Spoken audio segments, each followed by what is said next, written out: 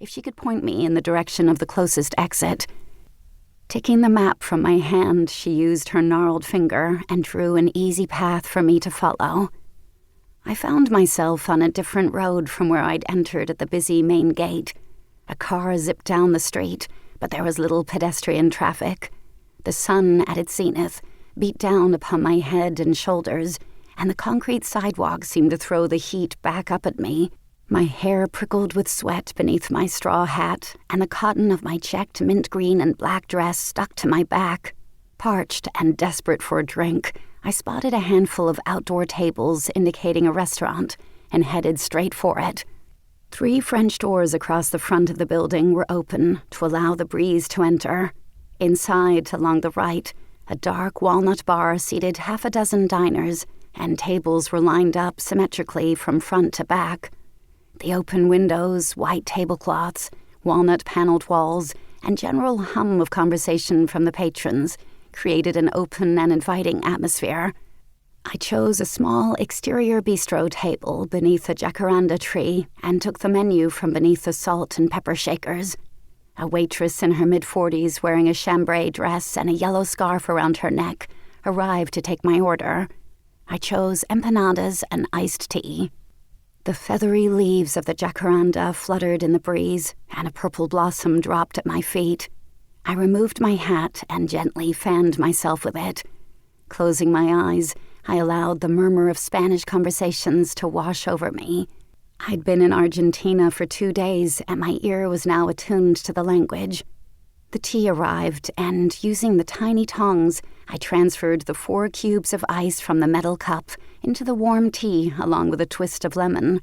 The combined earthy lemon flavor quenched my thirst, and I reflected upon what I'd seen. The man must have simply borne a resemblance to the Waffen SS platoon officer who'd helped to carry out the destruction of the tiny farming town outside of Lyon, France in 1944. The town had been destroyed in retaliation for a successful French resistance mission, which blew up a rail line and killed a dozen soldiers, including an SS Sturmbannführer. 86 people were murdered. I'd been a courier for the team that destroyed the rail line. Perhaps he had merely been a ghostly vision conjured by my own imagination. After all, I had been roaming one of the most famous cemeteries in Buenos Aires. Why my subconscious would have conjured up such a horrible man, I had no idea. A different waiter, a young man in his mid-20s wearing black pants and a white shirt, placed a plate in front of me. "Su empanada, señora." I thanked him and ordered another iced tea. The outer shell of the empanada had been cooked to a perfect golden color. I poked a hole in the flaky crust of the crescent-shaped meat pie to allow the steam to escape and to cool down the pie before eating it. Laughter erupted at the bar area, drawing my attention. My breath caught. The fork slipped from my fingers and clattered onto the plate. The noise was overshadowed by the boisterous merriment. Now, instead of 15 yards, the man stood only 15 feet away, behind the bar. A shaft of sunlight clearly lit his chuckling features, and recognition instantly flooded my senses. His hair was longer and bushier, steely locks mixed with the dark curls, and 10 years of age lined his features.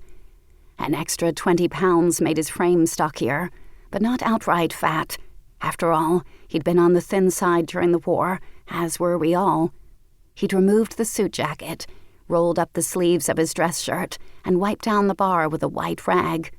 I supposed he would have been considered rather attractive for a middle-aged man.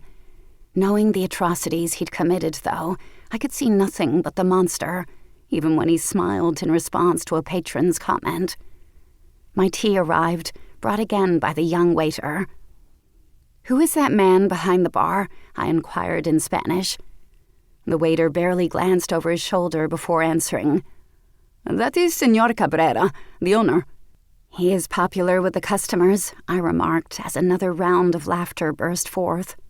"Has he always owned the cafe?" "No." The young man shook his head and put a hand on his hip. "He bought it in 1946. I grew up nearby and remember it was a rubbish street cafe. Señor Cabrera has made many physical improvements to the place. Now it is a true restaurant."